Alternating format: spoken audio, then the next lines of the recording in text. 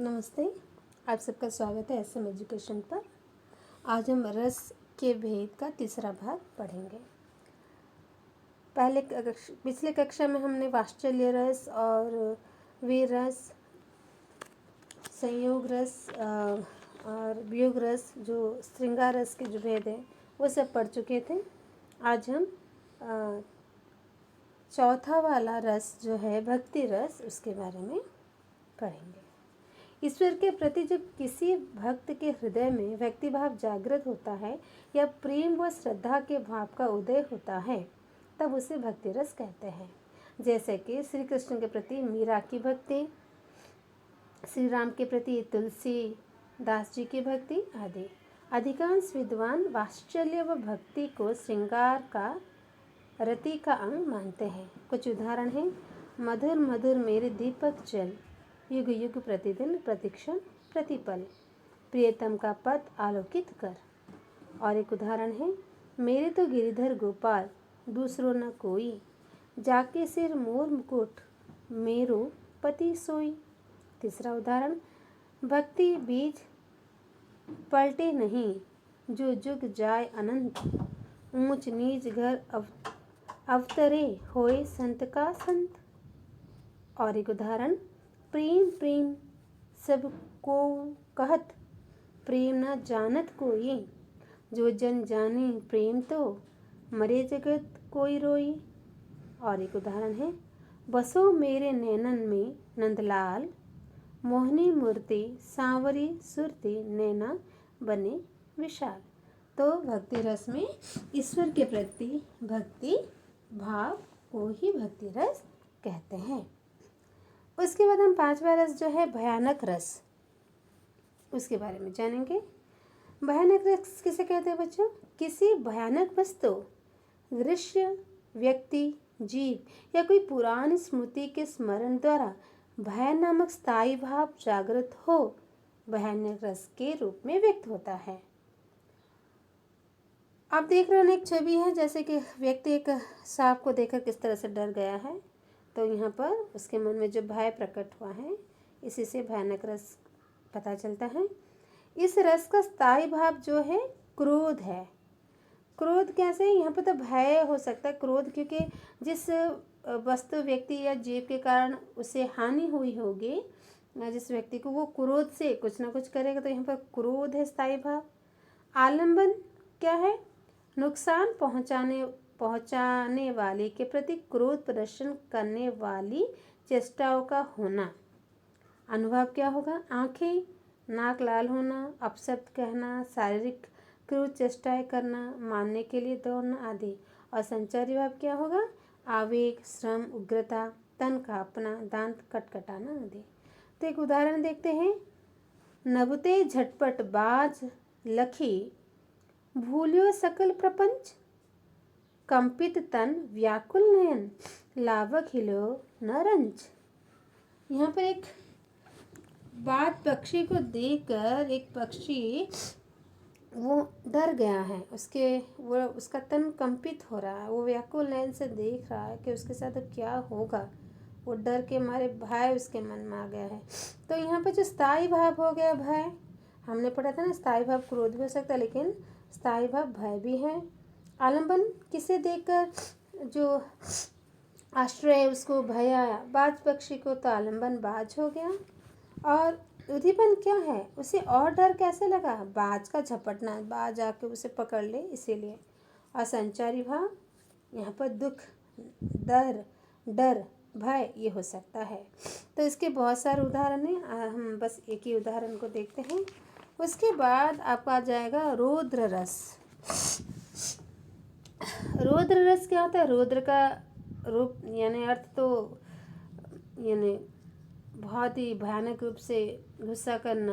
Okay, जहाँ अपने से बड़ों की निंदा, अपमान, देशभक्ति का अपमान होता है, वहाँ शत्रु से प्रतिशोध की भावना रौद्र रूप में, रौद्र रस के रूप में व्यक्त होती है। यानी जहाँ पर आप बड़ों की निंदा हो रही है, या फिर हमारे देश के बारे में कोई हमारे देश को अपमान कर रहा है, जिससे सुन के हमारे मन में प्रतिशोध की भावना आए, गुस्सा आ जाए, उसे ही हम रौद्र रूप कहते हैं। जैसे शिव जी का रौद्र रूप आपने देखा होगा। उदाहरण देखते हैं। श्री कृष्ण के सुन वचन, अर्जुन क्रोध से जलने लगे। सब शोक अपना भूल कर करतल युगल मलने लगे। संसार देखे अब हमारे शत्रु रण में मृत पड़े। करते हुए यह घोषणा वे हो गए उठकर खड़े। उस काल मारे क्रोध के तन कांपने उनका लगा। मानो हवा के जोर से सोता हुआ सागर जगा। तो ये मैथिली शरण जी के कुछ पंक्तियाँ हैं ये। तो यहाँ पर देखो, श्री कृष्ण के वचन सुनकर अर्जुन को क्रोध आने लगा है और वो उस क्रोध से अपने हाथ मारने लगे। शत्रु की ओर देख रहे, उन्हें मारने के लिए, उन्हें विनाश करने के लिए सोच रहे हैं। गुस्से से उनका तन कांपने लगा, क्रोध आने लगा, आंखें लाल होने लगी। ऐसा लगा कि जैसे कि उनका क्रोध सागर में, जैसे कि सोता हुआ सागर जैसे जग गया हो, उस तरह से उनका क्रोध आ गया है। तो ये रौद्र रस का जो कविता है, तो यहाँ पर स्थायी भाव हो जाएगा आपका क्रोध, यानी रौद्र यानी क्रोध। आलम्बन यहाँ पर कौन है? यहाँ पर आलम्बन हो जाएंगे शत्रु। यहाँ पर जयद्रथ लिखा है, लेकिन यहाँ पर शत्रु होगा, जिसे सामने वाले को देखकर अर्जुन के मन में ये भाव आ रहे हैं। ओके। और उद्दीपन है श्री कृष्ण के वचन। उद्दीपन, उनके वचन सुनकर अर्जुन क्रोधित हो रहे हैं। और अनुभाव है क्रोधपूर्ण चेतावनी, शरीर का कांपना, क्रोध से आंखें मलना। संचारी भाव है आवेग, श्रम, उग्रता आदि। तो इस तरह से बहुत सारे इसके उदाहरण हैं, बस आप ये उदाहरण को समझिए। उसके बाद आ जाता है आपका अद्भुत रस। अद्भुत रस क्या है? किसी विचित्र अद्भुत वस्तु, व्यक्ति या कार्य देखकर मन चकित हो जाता है, तब अद्भुत रस प्रकट होता है। यानी ऐसा चीज़ आप देखोगे, जैसे कि आप सोचिए ऐसे कैसे हो गया, ये तो होना नहीं चाहिए था।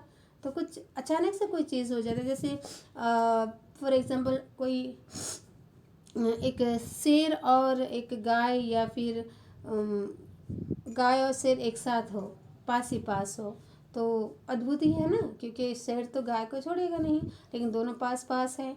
या फिर बिल्ली और चूहा एक साथ हो, या बिल्ली और मुर्गा खेल रहे हो, हाँ, या फिर आपने किसी जल परी को देख लिया है। तो कुछ ऐसी चीज़ है जिसे हमें अद्भुत लगता हो, जैसे अनोखा हो। तो एक उदाहरण देखते हैं उसका। एक अचंभा देखियो रे भाई, ठाड़ा सिंह चरावे गाई। जल की मछली तरबर वाई, पकड़ी विलाई मुर्गे खाई।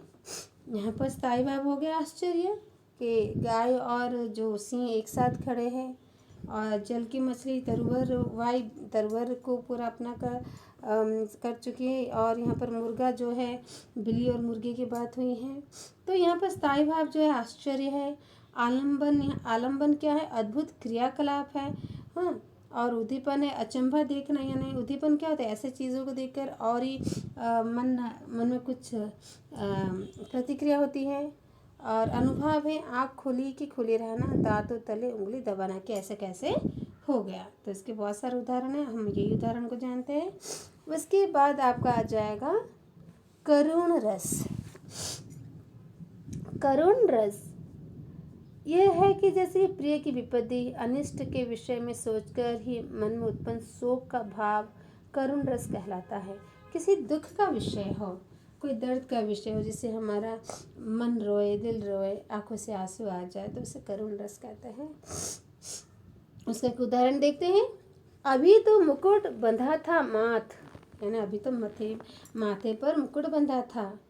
हुए कल ही हल्दी के हाथ, यानी कल ही हल्दी के हाथ हुए हैं। खुले भी ना थे लाज के बोल, यानी लाज के बोल, यानी अभी तक अच्छे से बातचीत भी नहीं हुई थी। खिले थे ना चुंबन शून्य कपोल, हाय रुक गया ये संसार, बना सिंदूर अनल अंगार। यानी यहाँ पर कोई नई वर वधू की बातें हैं, जो कि अभी उनकी शादी हुई हो और कुछ अघटन घट गया हो उनके बीच। तो पंक्तियों में यही तो व्यक्त हो रहा है। ये सुमित्रानंद पंत जी की पंक्ति है। तो इस पंक्ति में देखो स्थायी भाव क्या है।